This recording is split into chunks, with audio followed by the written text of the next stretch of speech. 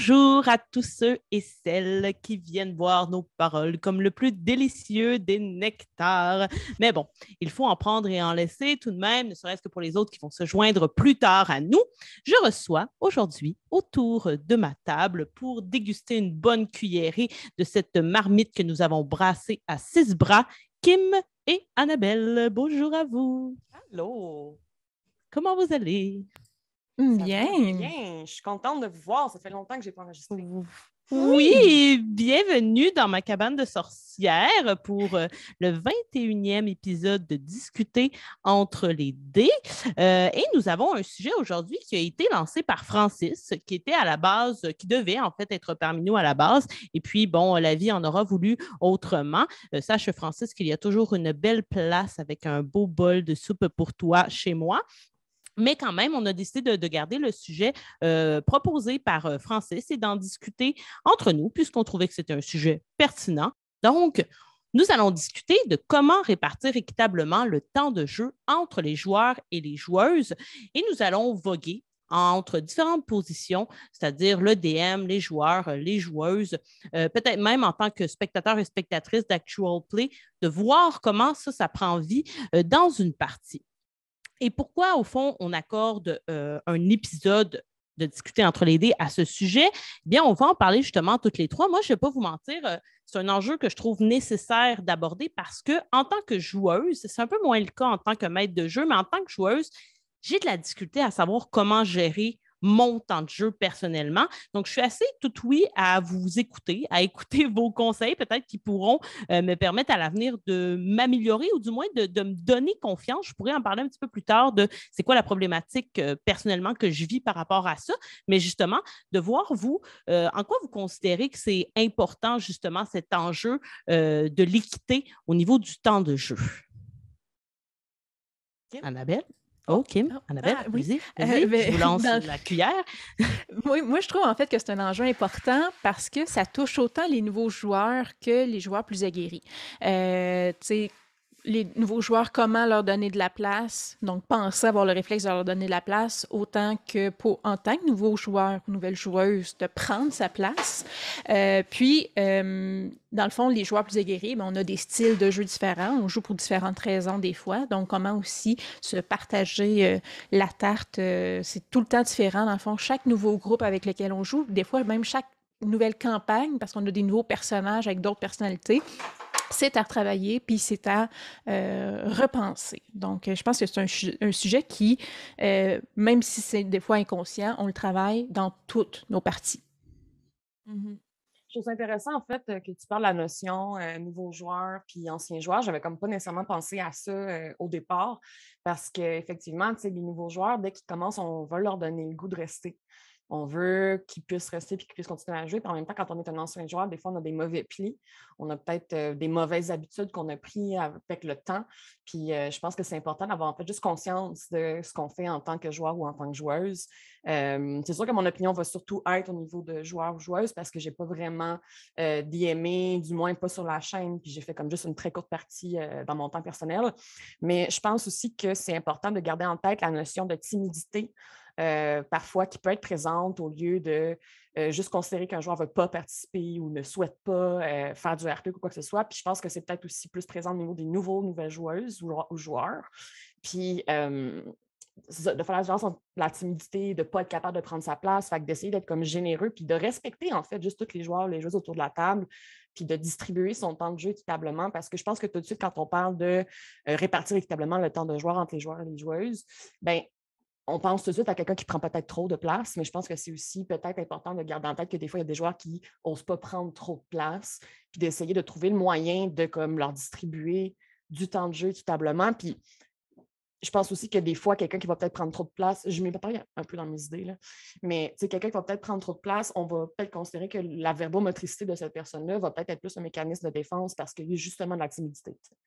Ou quelqu'un qui est tellement pas à l'aise ou qui souhaite genre juste bien jouer, bien faire les choses, mais des fois, ça va comme tomber en verbomotricité. Puis je pense que moi, je suis coupable de faire ça des fois. Puis c'est juste de prendre conscience, en fait, de comment est-ce qu'on est en tant que joueur ou joueuse, puis être capable de jouer avec ça. Mhm. Puis d'ailleurs, c'est vraiment intéressant ce que tu dis. Puis en prendre conscience, c'est vraiment une grosse étape déjà parce que des fois, tu sais, quand on est immergé dans le jeu, on ne se rend pas nécessairement compte de la façon qu'on joue. Tu sais, je veux dire, on est en train de jouer, on est des joueurs, mais il y a toute une mécanique derrière ça de laquelle on n'est pas toujours conscient parce qu'on est directement impliqué. Là, il y a vraiment un chat qui miaule de façon horrible chez moi. Donc voilà, hein, la sorcière restée familier, toujours et encore. Et pour revenir un peu sur les débutants desquels vous avez parlé toutes les deux, à l'épisode 19 de Discuter entre les dés, on a parlé de comment initier des nouveaux joueurs. Puis il y avait un conseil que Félix avait donné que j'avais beaucoup aimé. D'ailleurs, je vous invite à aller écouter l'épisode si vous ne l'avez pas écouté. Mais il avait dit, moi, ce que j'aime faire quand je joue avec un nouveau, par exemple, parmi le groupe, c'est faire de ce nouveau la star. Tout ce que mon personnage va faire va être dirigé vers lui. Fait que nécessairement, ça le met en action un peu malgré lui, ou du moins s'il y a un peu de difficulté, justement, qui est timide ou qui a un peu de difficulté à savoir quelle place il doit prendre, bien ça aide beaucoup de savoir qu'il y a peut-être un joueur plus aguerri qui est bienveillant puis qui veut t'amener avec lui dans sa partie. Donc, c'est sûr que ça, c'est à prendre en compte. Puis, on vous invite à le faire si jamais vous avez des joueurs autour de la table qui sont nouveaux, qui sont timides aussi, qui est assez un facteur important à prendre en compte. Donc, justement, réfléchissons d'emblée à cette question en se positionnant tout d'abord dans le rôle de joueur ou de joueuse. Comment, en tant que joueuse, puisqu'on est juste ici des personnes s'identifiant en femmes, parvenons-nous à tirer notre épingle du jeu en ce qui concerne le temps de proactivité? Là, je mets des guillemets alentour de ça parce qu'on n'est pas toujours en mode proactif non plus durant les parties. Ce n'est pas toujours ça qu'on vit. Ça dépend quel type de joueur on est. D'ailleurs, on pourra peut-être reparler un peu des profils de joueurs existants. Annabelle, je te lancerai peut-être la balle pour commencer à l'envers de ce qu'on a fait tout à l'heure. Sure. Ben, moi, je pense que ça commence en étant aussi simple de se mettre à la place des autres puis de se dire, moi, en tant que joueur ou joueuse, qu'est-ce que j'aime recevoir? Comment est-ce que j'aime qu'on interagisse autour de moi? Et ça date un peu, mais je vais peut-être aussi en refaire éventuellement. Mais quand je faisais la voix de l'aventurier, une des notions importantes que j'apportais, c'était être capable de s'analyser en tant que joueur ou en tant que joueuse pour comprendre comment est-ce qu'on fonctionne et comment est-ce qu'on a envie de jouer. Il faut oser, à quelque part, donc prendre sa place, mais il faut aussi donc connaître ses limites et ses capacités. Donc, c'est vraiment une question d'analyse puis d'introspection un peu bizarre, mais de juste faire comme, OK, moi, qu'est-ce que j'aime recevoir? Donc, comment est-ce que je pourrais donner aux autres? Puis, si on se sent un peu plus timide ou un peu plus nerveux, nerveuse, mais je pense que c'est peut-être important des fois à chaque partie se donner peut-être un défi, de se dire, OK, je vais créer une interaction ou je vais prendre un peu plus de place dans telle situation parce que je sais un peu ce qui s'en vient, mais de se donner des petits défis pour être capable de monter tranquillement les échelons et de prendre un peu plus sa propre place en tant que joueur, joueuse ou même en tant que personnage. Il faut garder en tête que j'ai bien aimé le mot que tu as utilisé au niveau de la bienveillance. C'est une question d'être généreux ou généreuse dans ces interactions et dans ce jeu-là parce que ça reste un jeu. Il n'y a pas de question de vie ou de mort. Là. On est là pour avoir tout le monde du plaisir. Puis, d'être généreux avec ses partenaires et donc de jouer ensemble. On construit cette aventure-là, tout le monde ensemble, autant avec le maître de jeu qu'avec les autres joueurs autour de la table. Puis, ça peut être aussi simple que genre de créer des questions ouvertes, donc de poser des questions à l'ensemble du groupe, de prendre des décisions en groupe. Puis je pense que concrètement, c'est quelque chose qu'on a fait rapidement dans Obélien, c'est de créer une démocratie. Dans notre RP, on veut tout le temps que notre groupe soit tous d'accord ou pas d'accord. Fait on a créé cette notion de démocratie-là. Fait que ça fait que les joueurs, des fois, qui prendraient peut-être un peu moins de place, je pense notamment à Osnan, qui est un personnage. C'est pas que Francis ne veut pas jouer, c'est juste que son personnage à lui est un peu plus discret, mais en ayant cette notion-là de démocratie, on va le faire participer à toutes les décisions qu'on va prendre en groupe. Fait que je ne dis pas que c'est un passe-partout, mais c'est quand même un exemple concret de comment est-ce qu'on peut faire participer tout le monde. Un exemple concret qui fonctionne, qui est efficace, tout à fait. Puis c'est intéressant, ça, la dichotomie, justement, entre mon personnage il est comme ça, mais moi, en tant que joueur, je suis comme ça. Et ça peut, justement, être un défi. Tu parlais de défi, de devoir se dire, ben oui, moi, ça me faciliterait la vie de jouer un petit peu le joueur que je suis en tant que personnage, mais finalement, j'ai décidé d'incarner d'autres choses. Donc, le défi en soi, tu sais, ça peut être ça. Puis, tu sais, tu dis le défi, ça peut être essayer de se mettre un peu plus de l'avant, mais ça peut aussi être l'inverse, hein. Tu sais, si tu es un joueur qui a tendance, tu le sais que tu as tendance à prendre beaucoup de place, peut-être qu'aujourd'hui, ton défi, c'est de comme essayer justement de laisser un peu plus de temps de jeu aux autres, de prise de décision. Mais justement, en déclarant cette démocratie que vous appelez à voix haute, là, dans la partie, vos personnages le disent, on a dit qu'on était un groupe démocratique, on se doit de l'être, bien au moins ça laisse justement la place à tout le monde à donner son opinion. Puis je vais revenir un petit peu plus tard là-dessus aussi parce que j'avais un point en lien avec ça. Avant, Kim, je t'envoie la cuillère. Oui. Mais moi, en fait, c'est vraiment tu sais, c'était un peu mon point de vue, là. Ce que j'aime personnellement en tant que joueuse, c'est de lancer la balle aux autres. Tu sais, je peux avoir une idée que je trouve quand même bonne, mais que je le sais que c'est pas clairement moi la meilleure pour l'exécuter, ou que c'est pas nécessairement que ça fit avec mon personnage. Mais mon personnage peut se revirer puis dire à un autre joueur ou à un autre perso, dire Hey, t'as-tu pensé à ça? Ou tu pourrais faire ça, toi. Donc, juste quand on a des idées, au lieu de les garder pour soi ou de vouloir tout exécuter nous-mêmes, des fois, c'est juste mais tu sais, ça serait pas pire si ton personnage faisait ça, puis d'envoyer le spotlight sur l'autre joueur. Puis, de la même façon, puis là, je pense à un épisode de Kids on Room qui est pas encore diffusé, si je ne me trompe pas, mais c'est un moment, mon personnage prend plus de place pour X, Y raison, puis il y a vraiment un moment où je sens que, OK, c'est pas mal moi qui parle tout le temps, ben j'ai pas de problème par la suite à m'effacer plus, puis à laisser les autres, dans le fond, avoir leur moment aussi. Donc, tu sais, je suis pas obligée de faire partie de toutes les actions. On peut dire, OK, ben moi, cette activité-là, je participerai pas, je vais juste être observatrice, puis c'est bien correct comme ça, tu sais.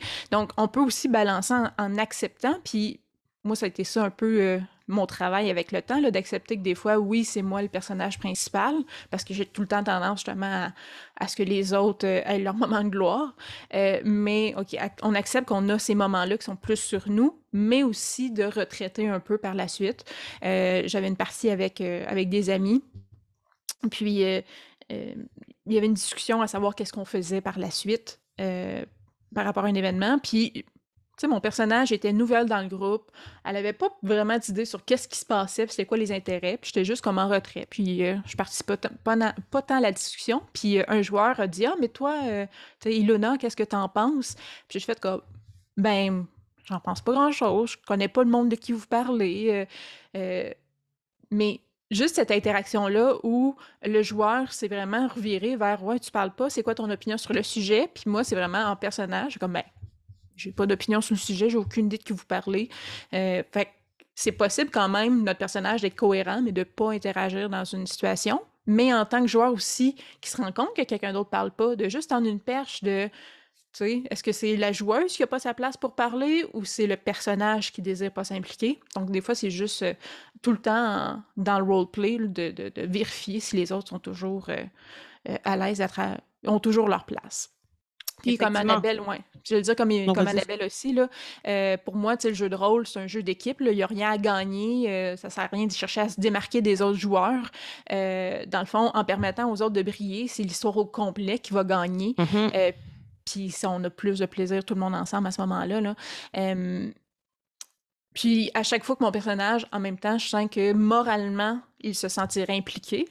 À ce moment-là, ben, je me fais quand même un devoir, je devrais dire, d'intervenir.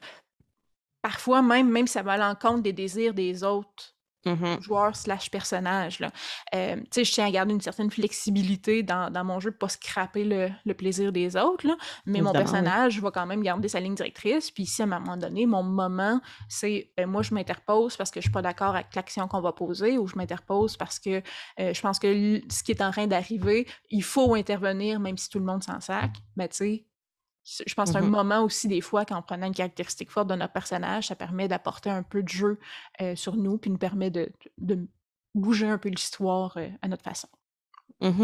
C'est vraiment intéressant parce que toutes les deux, vous avez abordé pas mal les 2 points que je voulais aborder, c'est-à-dire les 2 trucs pour répondre à cette question-là. Mais avant déjà, moi, je vous le dis, ce n'est pas chose aisée pour moi de déterminer si je prends trop de place ou si je me restreins trop, ce qui fait en sorte que je sens que je me suis retenue un petit peu. On dirait que j'ai de la difficulté à trouver l'équilibre entre les deux, comme si j'étais toujours déchirée entre les 2 extrêmes. Et évidemment, ça, ce sont des réflexions, des impressions, je mets des gros guillemets autour de ça, que j'ai à la fin des parties parce que je me remets beaucoup en question. Je doute beaucoup après avoir, entre autres, enregistré ou quoi que ce soit, de si justement, est-ce que j'étais à la bonne place? Est-ce que j'ai pris trop de place? Est-ce que ce qu'on appelle ça de l'anxiété de performance? Mais il y a plusieurs facteurs qui entrent en ligne de compte, notamment le nombre de joueurs autour de la table. Évidemment que je n'aurai pas le même sentiment si on est 6 que si on est 2. Le type de joueur, donc, est-ce que ce sont des joueurs qui sont très, très proactifs ou au contraire qui ne prennent pas beaucoup de place et qui se laissent porter par l'histoire sans nécessairement sauter sur chaque opportunité? Le DM, c'est évident que le DM a un grand travail à faire par rapport à l'équité au niveau du temps de jeu. On pourra y revenir un peu plus tard. La durée de la partie, est-ce que c'est un one-shot? Est-ce que c'est une campagne longue? Tout ça va venir jouer sur comment je devrais me positionner en tant que joueuse en ce qui concerne le temps que je veux donner à mon personnage. Et c'est justement ces multiples circonstances-là qui font en sorte que je ne sais pas toujours sur quel pied danser, comment m'assurer que moi, en tant que joueuse, je suis satisfaite du temps de jeu que j'ai eu, mais aussi que mes partenaires le sont. Donc, j'avais 2 petits trucs que je mettais en place, ou du moins que je tentais de mettre en place pour justement sentir que j'étais satisfaite. Mais premièrement, pour respecter mon propre temps de jeu, sans paraître prétentieuse en disant ça, bien entendu, on est tous là pour jouer, là. On veut jouer. Ça, c'est sûr. Et je suis une de celles qui veut vraiment beaucoup jouer. Donc, je pense que la proactivité, ça fait partie des caractéristiques qui me décrivent en tant que joueuse. Et comme tu le disais tantôt, Kim, moi, quand je crée mon personnage, je me fixe des moments pendant lesquels il est impératif que mon personnage intervienne. Donc, et ça, évidemment, toujours en cohérence avec sa moralité, sa personnalité, ses valeurs. Donc, si cette situation-là se présente à moi, nécessairement, je dois agir, en fait, parce que ce serait ne pas respecter finalement la personnalité de mon personnage, de ne pas le faire. Donc, de cette façon-là, je m'assure d'avoir un minimum de temps de jeu. Par exemple, je pourrais être un personnage qui s'est dit au début, ayant une valeur de justice très ancrée, qui va vouloir défendre la veuve et l'orphelin. Si je me trouve dans une situation où des gens sont malmenés et qu'ils sont dans des positions de vulnérabilité, eh bien là, je dois interagir. C'est time to shine pour moi. Donc, de cette façon-là, je n'ai pas l'impression d'être incohérente parce que ça fait partie de la lignée de mon personnage et je m'assure un certain temps de jeu. Le deuxième point, c'était finalement pour ajuster le temps de jeu entre les autres joueurs du groupe. Comme tu le disais encore une fois tout à l'heure, je ne sais plus si c'est Annabelle ou Kim, dans tous les cas, l'une de vous deux, j'ai tendance à viser le ou la joueur qui va prendre le moins de place. Et pour ça, il y a plusieurs façons de faire. Poser directement des questions à ce personnage-là afin qu'il donne son avis. Prendre son parti d'avance. Fait que même si mon personnage était plutôt neutre jusqu'à maintenant et que là, il y a une prise de décision, je vais aller du côté de sa position juste pour donner du poids puis pouvoir l'aider à argumenter. Établir une sorte de stratégie de combat en duo avec lui ou avec elle parce que c'est pas toujours obligé d'être dans du roleplay aussi. Comme chez Coup Critique, on met beaucoup ça de l'avant, mais il y a toutes sortes de joueurs et on le sait, il y a plusieurs profils de joueurs qui existent et on va mettre dans les liens de la vidéo un site sur lequel j'ai trouvé 12, je crois, profils qui s'appellent Ludomancien de rôlistes. Donc, il y en a tout plein, hein, et ça, c'en est 12 parmi tant d'autres. Eux, ils ont fait une liste, une classification, mais il y en a vraiment d'autres que ceux-ci. Et nécessairement, vous pourriez vous retrouver dans ceux-ci. On parle, entre autres, par exemple, du Power Gamer, on parle du spécialiste, on parle de l'acteur, on parle de l'investigateur. Et ce n'est pas tout le monde qui est nécessairement là de prime abord pour l'histoire. Évidemment, il faut en vouloir un petit peu, là, mais il y a des gens qui sont là principalement pour le combat. Et dans le combat, ben, peut-être que dans les discussions, dans la prise de position, dans la diplomatie, ces gens-là ne vont pas trop s'avancer, mais quand ça va être le temps de guerroyer, ben là, ils vont vouloir une certaine place. Et justement, peut-être que ce joueur plus timide-là, ben, de créer une sorte de combat en duo, ça peut faire en sorte que l'équipe se soude et de la façon dont lui, il voudrait, c'est-à-dire dans le combat. Donc, voilà, moi, c'était mes deux petits conseils, mais je prends aussi avec plaisir les vôtres. Puisque ça va m'aider, puisque je vous dis que c'est une situation qui me met parfois pas mal à l'aise, mais qui me fait me sentir un peu imposteur, disons. Et comme je le disais tout à l'heure, ben, il ne faut pas se leurrer, hein, la répartition du temps de jeu, ça revient beaucoup entre les mains du DM. Donc, lorsque vous êtes maître de jeu, mais ça peut être aussi, Annabelle, pour toi, des maîtres de jeu que tu as vus, par exemple, en œuvre et que tu as vu essayer de faire des efforts justement pour se porter garant d'une certaine équité, des trucs que tu as vus chez les autres. Et nous aussi, on peut évidemment répondre à ça. Donc, comment les maîtres de jeu ont agi afin que vous sentiez plutôt une certaine égalité dans le temps de jeu? Kim, tu veux commencer?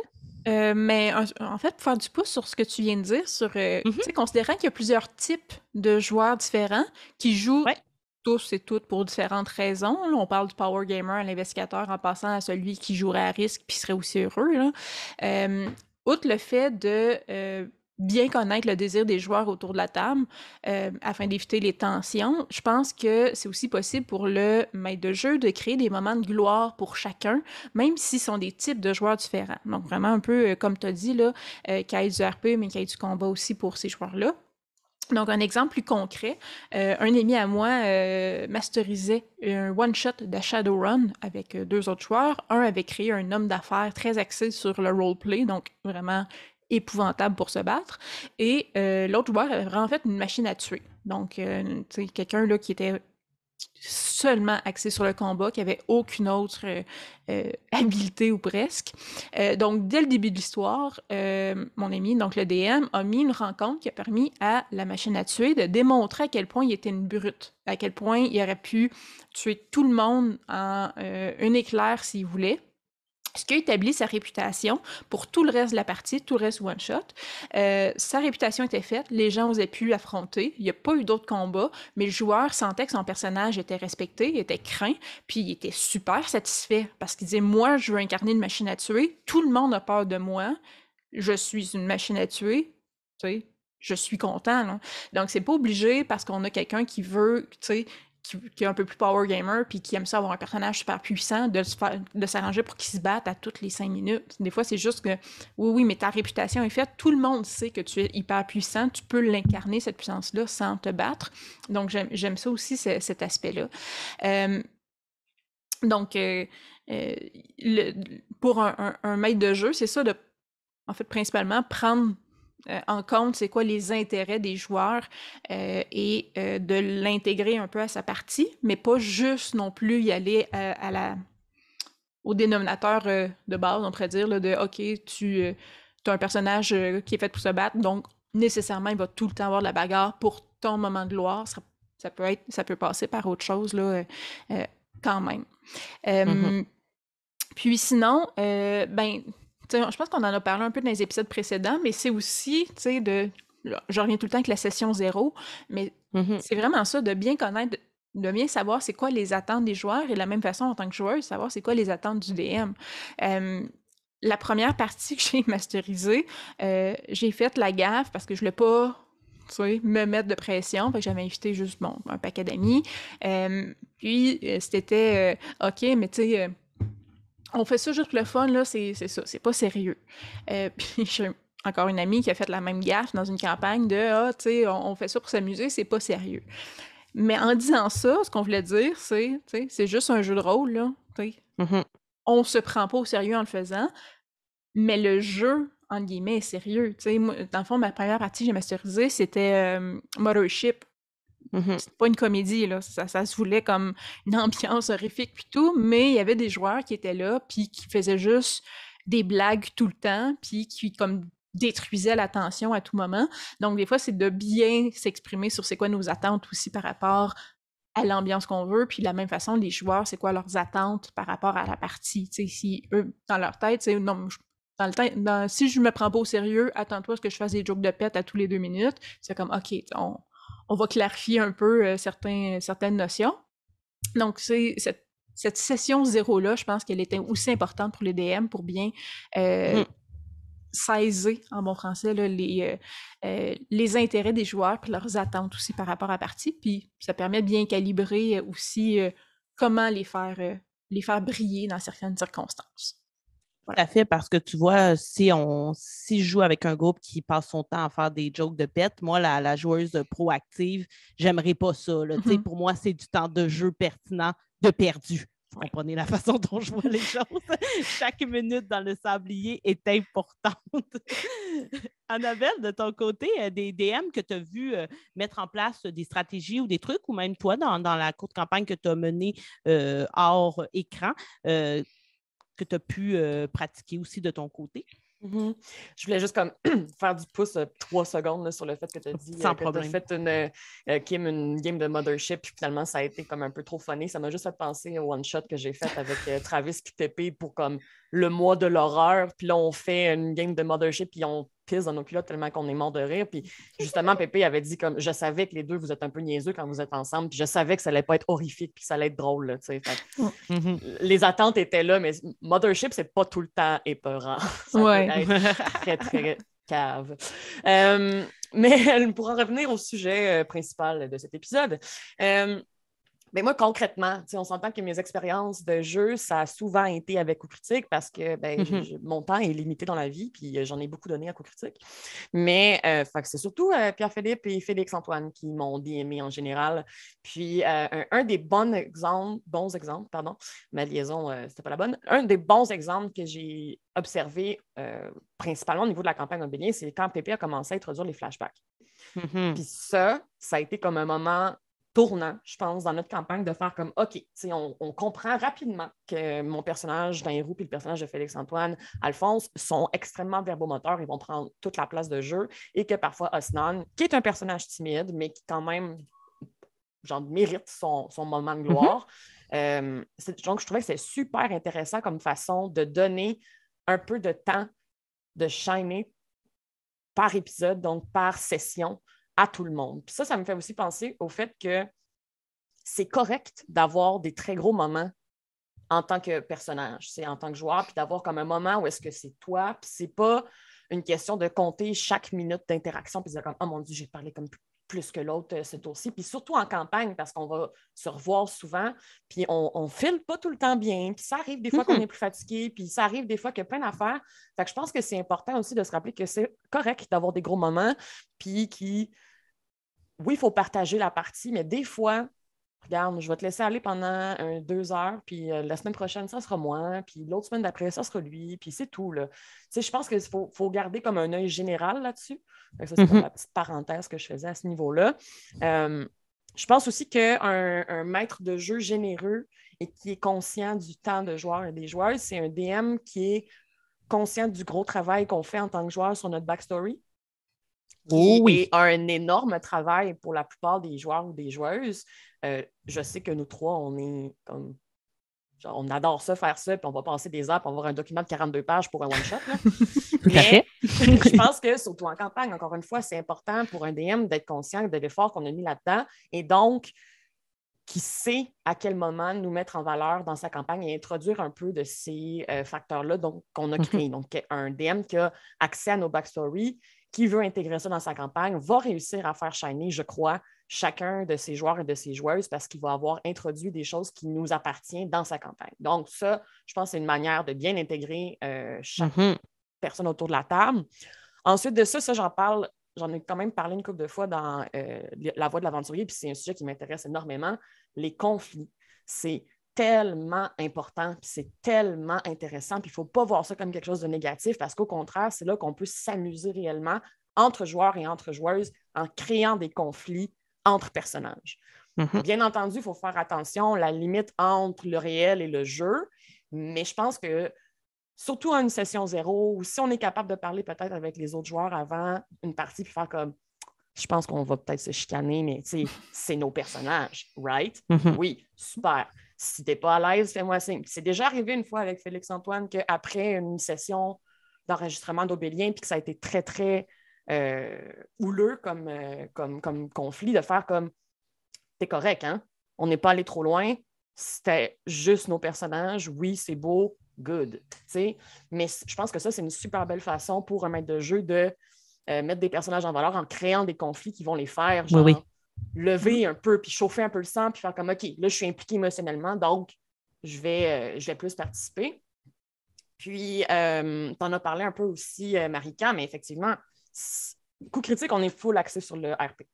Genre, on est très, très discussion, mise en situation, mais c'est tellement pas tout le monde qui est comme ça. Puis je pense qu'il faut aussi prendre en considération que des fois, il y a des joueurs qui vont peut-être prendre moins de place parce qu'ils sont moins à l'aise en RP, mais qui vont shiner en combat.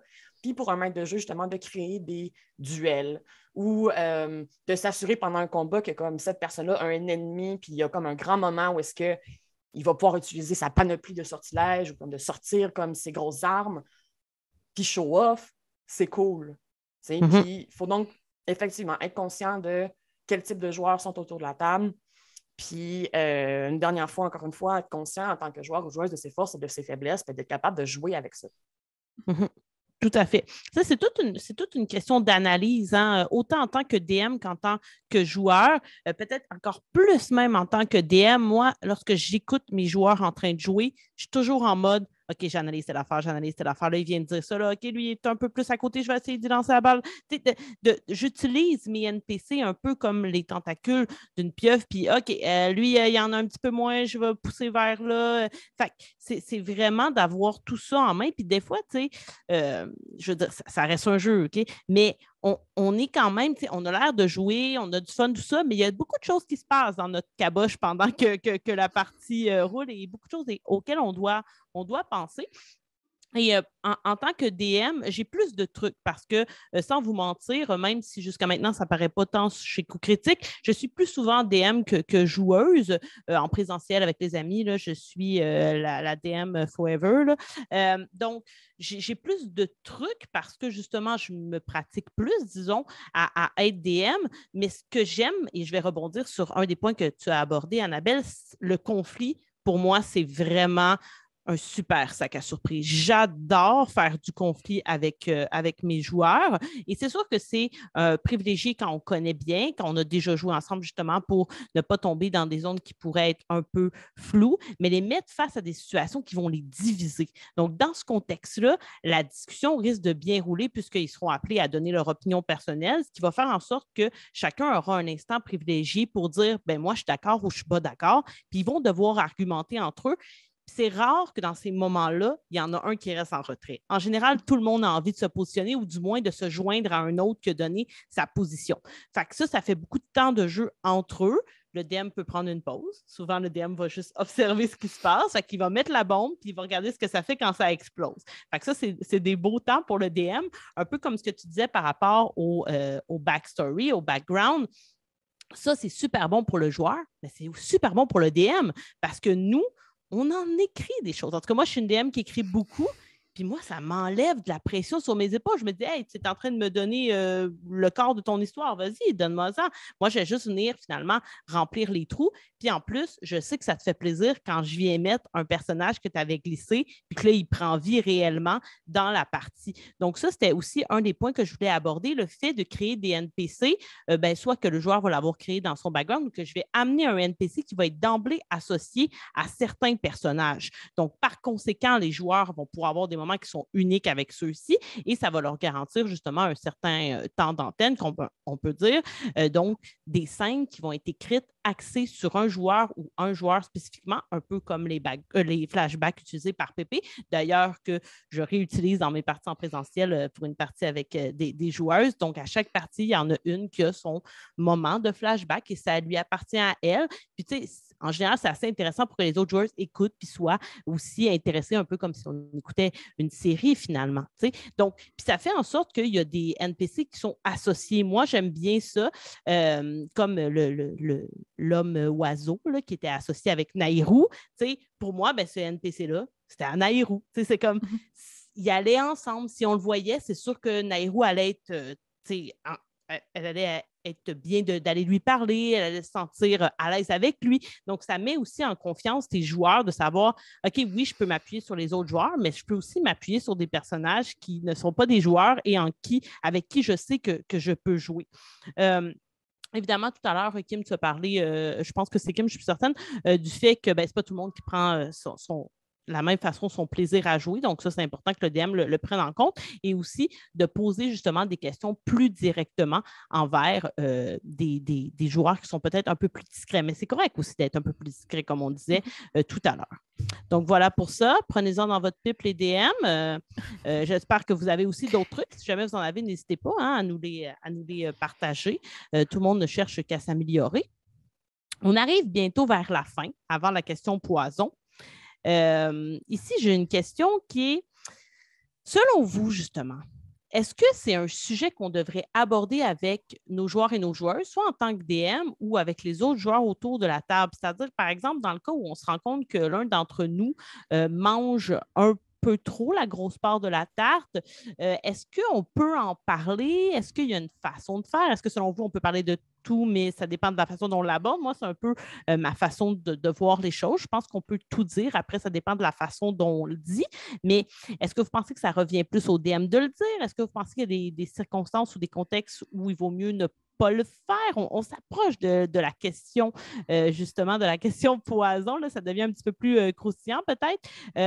Et je sais que, Kim, tu avais aussi ajouté un peu, en tant que joueur de âme, pensez-vous qu'un joueur peut aborder directement un autre joueur à cet effet? Fait que c'est un peu à ça que ressemble la question. Annabelle, veux-tu te lancer? Oui, bien sûr. Moi, je trouve ça touché de faire des calls devant le groupe. On dirait que je me ramène tout le temps au fait de dire c'est un jeu. On est là pour jouer. Oui, on prend ça au sérieux, mais c'est un jeu. T'sais. Je me dis, est-ce qu'on ferait la même chose si on jouait tous à Loup-garou? Est-ce qu'on ferait comme je vais prendre le temps de te dire que quand tu joues la sorcière, on est tous un peu d'accord? C'est un peu rushant. Tu sais, je veux dire, fait que je trouve ça un peu touché de faire des calls devant le groupe comme ça. Et aussi, je pense que des fois, on se dit que le maître de jeu est le roi du jeu. Pas nécessairement. C'est même pas tout le temps cette personne-là qui instaure la partie. Des fois, on peut commencer à se trouver un groupe, faire comme « Ah, j'aimerais ça me trouver un DM. » Tu sais, dans le sens que comme le DM n'a pas comme le contrôle sur le groupe, puis des fois, ça fait un peu de le mettre dans une position un peu inconfortable, de se fier là-dessus, puis de se dire, s'il y a quoi qui se passe, c'est lui qu'il faut qu'il le dise. Moi aussi, comme Marika, j'ai l'impression que dans la vie, tout se dit, mais avec les bons mots. Il n'y a pas de très gros problèmes, juste des bonnes solutions à trouver. Et la solution, c'est la communication. Donc, je pense que s'il y a une impression généralisée au sein du groupe, puis que peut-être qu'on a eu une conversation, certaines personnes de notre côté, de se dire comme telle personne, des fois, elle mange un peu trop de tarte, bien, OK, regarde, je vais prendre sur moi de dire hey, on s'appelle-tu après-midi avant qu'on joue? Tu sais, des fois, quand tu fais telle affaire, je pense qu'on pourrait peut-être essayer de trouver une solution pour que ça fonctionne un peu plus. Mais de prendre quelqu'un au pied du mur, puis devant tout le monde, le dire, comme que je dis des fois, la verbomotricité, c'est juste un signe de timidité. C'est un mécanisme de défense. Fait que si cette personne-là est déjà pas super à l'aise, puis qu'elle se fait caller out devant tout le monde, peut-être que c'est un nouveau joueur, une nouvelle joueuse, ben à ce moment-là, c'est pas trop le fun pour cette personne-là, puis ça donne peut-être pas le goût de recommencer. T'sais. Moi, je veux juste que tout le monde ait du fun autour de la table. C'est un jeu. On est là pour avoir du plaisir. Puis je pense que c'est important, puis ça va juste créer des liens encore plus forts entre les joueurs et les joueuses si on ne se fie pas sur le DM pour se dire comme, ben là, il va lui dire, il va lui dire, il va lui dire. Non, regarde, on ose se dire les vraies affaires, puis on évite les conflits réels. Comme je disais tantôt, quand on a des conflits en jeu, c'est nos personnages. Puis on veut juste comme désamorcer, puis essayer de comprendre la situation puis le point de vue des autres. Il y a sûrement une raison pour laquelle cette personne-là prend autant de place. Elle a peut-être trop de fun. Elle a peut-être pas full de fun. Tu sais, je veux dire, on va essayer de comprendre d'où est-ce que ça vient, puis de comprendre les forces et faiblesses des gens autour de la table, de soi-même, puis d'essayer comme de créer un équilibre là-dedans. Moi, c'est pas quelque chose qui me terrifie, puis c'est pas quelque chose qui me fait peur. Je pense qu'il faut vraiment juste comme prendre le temps de communiquer tout le monde ensemble, puis de pas trop se fier sur le maître de jeu parce que c'est pas nécessairement sa job. T'sais. C'est important, ça, quand même, parce que plus souvent qu'autrement, on se dit que c'est la job du maître de jeu, alors que le maître de jeu, il y a déjà quand même pas mal de jobs sur les épaules avant de devoir gérer le temps de jeu. Le fait que certains se sentent peut-être biaisés, surtout si les joueurs ne le disent pas. Hein.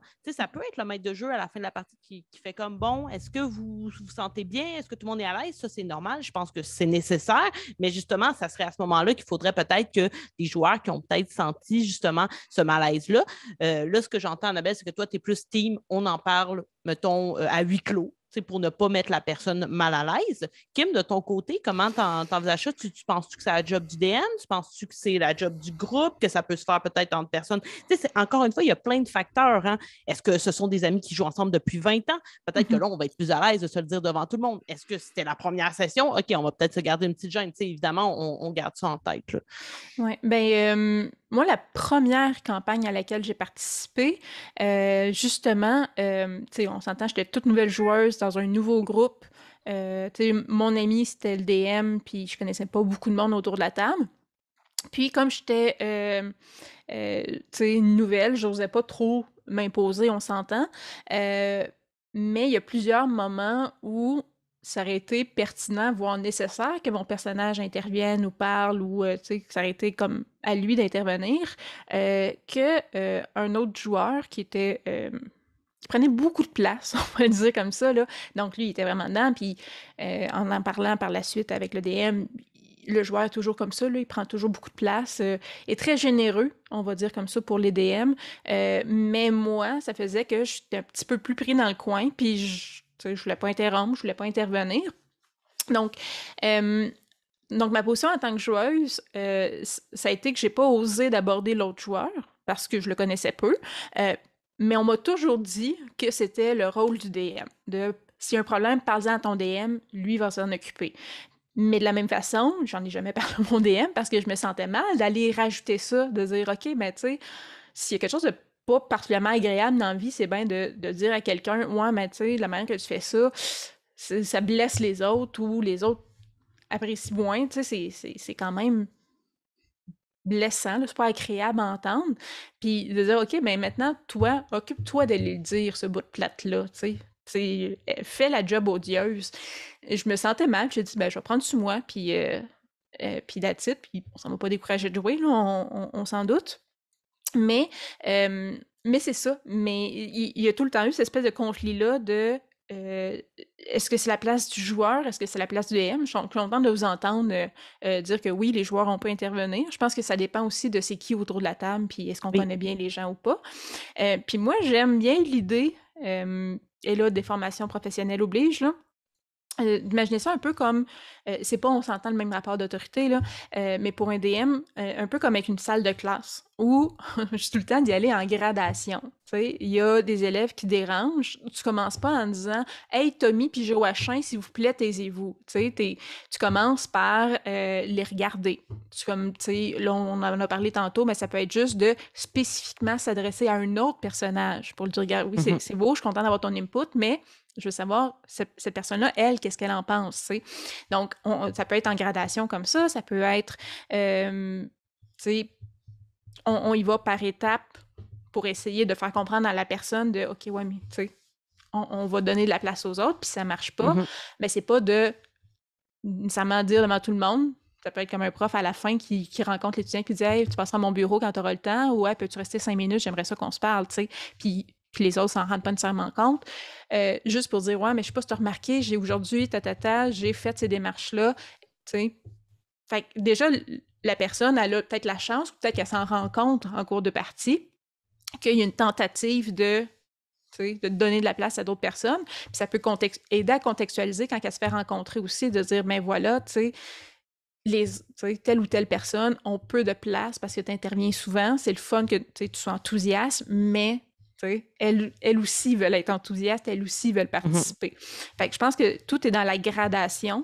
C'est sûr que si la personne, ça a l'air sorti de nulle part, elle n'a jamais entendu parler, puis là, on la confronte sur « tu prends beaucoup de place, tu parles souvent », c'est comme « OK, mais là, t'aurais pu me le dire autrement, ou il aurait pu me le dire avant même. » Donc, je pense que c'est cette idée-là de gradation, puis de faire des petits gestes qui ne sont pas visés vers la personne, mais bien de tenter de répartir le temps. ça peut instaurer un rythme de partie, puis une distribution un peu plus équitable. J'aime bien dire équitable au lieu d'égal, c'est pas la même chose. Donc, une répartition plus équitable du temps de jeu, juste en le faisant petit peu à petit peu durant les parties, plutôt que laisser s'installer cette espèce de débalancement-là. Et potentiellement même éviter l'intervention. Oui. Si les stratégies qu'on met en place qui sont plus subtiles, justement, sont efficaces, ben peut-être qu'on n'aura même pas tant besoin d'aborder. La personne va se rendre compte qu'il y avait quelque chose qui n'allait pas si bien. Personne n'est blessé là-dedans. Les gens retrouvent finalement une sorte de justice sans qu'on ait eu besoin de tant adresser le problème de vive voix. C'est quand même un très, très, très bon conseil. Et avant... Ah oui, vas-y, Annabelle. On est en apprentissage puis on est en adaptation. Ben oui. De l'évolution constante. C'est pas parce qu'une fois, il s'est passé ça comme ça que ça va toujours être de même. Moi, je disais tantôt, on n'a pas tout le temps la même énergie à chaque soir. Il faut prendre ça en considération. Là. Oui, puis soyez indulgents envers vous-même. C'est ça, là, moi, je dis des choses et je ne les applique pas, mais soyez indulgents et bienveillants envers vous-même. Ça se peut qu'il y ait des journées que vous performez moins que d'autres parce que justement, ben, on a des vies, puis on a des choses qui se passent dans la réalité, puis ben, ça se peut qu'à soir, je sois un peu moins loquace, un peu moins éloquente dans mes envolées, puis que je me trouve poche, mais en même temps, ben, je me reprendrai le lendemain où justement mes coéquipiers vont être là pour rehausser la chose. Donc, soyez gentils envers vous-même, alors que moi, je ne serai pas très gentille parce qu'avant qu'on s'envole vers le sabbat, parce que ce soir, je ne suis qu'avec des sorcières, nous allons passer à la question poison. Question poison. Donc, qu'est-ce qui est pire, selon vous? Un joueur qui mange trop de tartes, justement, et qui, évidemment, imaginez-vous en tant que joueuse dans cette situation-là, et qui ne vous laisse quasiment jamais rebondir, jamais d'ouverture, ou un joueur qui ne prend même pas son ustensile, dans le sens où il ne participe pas du tout. Quand vous lui lancez la balle, ça tombe sur des répliques qui sont plates, qui ne laissent pas de place à la discussion. Fight! Oh là là là là! Quelqu'un qui prend trop de place, j'aime mieux ça que quelqu'un qui prend pas de place parce qu'au moins, j'ai l'impression que cette personne a du fun. OK, parfait. Moi, c'est ça mon opinion. Okay. Il y a une partie de moi qui je pense que j'ai la position inverse. En fait, un comme l'autre, c'est désagréable autour de la table, là, mais la personne qui prend trop de place, si je me remets dans mes culottes de quand j'ai comme ma première campagne, c'est OK, oui, c'est le fun, t'as du fun, on est 5 personnes autour de la table à regarder que t'as du fun. Ça te tente-tu d'avoir du fun avec les autres aussi, tu sais? Je trouve que des fois, puis on l'a dit, là, ça peut être, pardon, je viens de puncher mon micro. On l'a dit, ça peut être il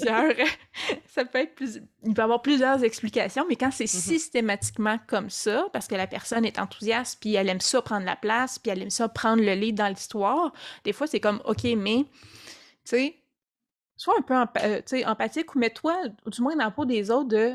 Tu sais, il y a d'autres mondes autour de la table. Eux autres aussi font partie de l'histoire. C'est pas un toi et le DM. C'est pas votre histoire, là, c'est l'histoire d'un groupe.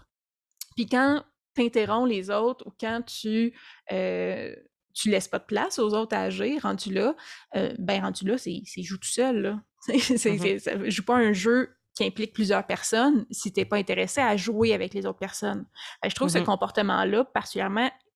Là, je ne vais pas me faire d'ennemis chez nos auditeurs, mais je trouve ce comportement-là, quand c'est à répétition, là, quand c'est systématique, plutôt égoïste. Parce que, tu sais, je le disais, on peut chacun avoir notre moment de gloire, là, puis ça m'arrive de, OK, ben ça, c'est mon moment, puis je prends beaucoup plus de place là, mais par la suite, je m'efface. Puis c'est pas systématique, puis ça fait partie du jeu. Mais quand c'est tout le temps, toutes les parties où les autres doivent tout le temps s'effacer, parce que tu as tout le temps le spotlight, mais c'est, tu sais, moi, je l'ai dit, le jeu de rôle, pour moi, c'est un jeu d'équipe. Là, tu joues pas en équipe, tu joues tout seul. Fait que, moi, ça a tendance à me frustrer, ces situations-là. Donc, quelqu'un qui pense pas aux autres, se met pas à la place des autres, en général, dans la vie, ça me frustre. Fait qu'autour de la table, ça me frustre aussi. Un joueur qui pourrait être absent, c'est plate, mais va finir par m'adresser aux autres personnes, tu sais. Je vais y lancer la balle, puis si la balle, elle tombe tout le temps à terre, genre, OK, mais je vais pitcher la balle aux autres, ça se peut qu'elle file pas, ça se peut que... OK, c'est un personnage fantôme, puis on va le traîner jusqu'au jusque-là où il faut, tu sais, mais je me dis au moins, tu sais, elle dérange pas, entre guillemets, elle bloque pas le plaisir de toutes les autres autour de la table. Tu sais. C'est ça. C'est un boulet, mais elle bloque pas personne. Ouais. Je suis d'accord avec vous deux. Je trouve que vous avez tous les deux des bons arguments. Moi, j'aurais tendance à dire que je trouve plus dérangeant celui qui ne joue pas. Dans le sens où celui qui joue trop, je ne serais pas gênée d'aller le brasser. Parce que justement, tu veux jouer? Je vais jouer avec toi. Tandis que celui qui est plus reclus, plus gêné, j'aurais de la difficulté à aller le chercher parce que justement, peut-être qu'il ne va pas, peut-être qu'il y a quelque chose. Fait que je ne veux pas aller le brasser. Tandis que l'autre, s'il est autant à l'aise, je ne me gênerai pas pour aller dire Hey, sais-tu qu'on est un groupe de joyeux lurons et que tu n'es pas toute seule dans l'équipe? Fait que, sachez d'ailleurs, les gens qui nous écoutent, que ça existe, hein, des jeux de rôle DM un joueur. Si jamais, moi, j'ai découvert ça avec Coup Critique et j'adore ça. Donc, je pense que ça peut aussi plaire à des gens qui auraient plus de difficultés, mais sachez qu'on est tous là pour s'améliorer, comme le disait Annabelle tout à l'heure. On est en évolution, là, à travers tout ça, on apprend et tout ça. Donc, voilà, merci d'être venu à ma table pour déguster cette bonne marmite de discuter entre les dés. Si vous avez aimé ce que vous avez entendu, évidemment, on vous invite à nous envoyer beaucoup de magie, à mettre des ingrédients dans notre panier pour que les prochaines recettes soient aussi délicieuses, que ce soit sur YouTube, sur Facebook. Si vous avez quelques petites pièces à nous donner sur Patreon, on va probablement en faire des beaux balais, continuer de faire en sorte que ce refuge de sorcières soit aussi accueillant pour tout le monde. Et d'ici là, je dis au revoir à Kim et à Annabelle. Merci d'avoir été là. Et on se revoit le mois prochain. Bye bye!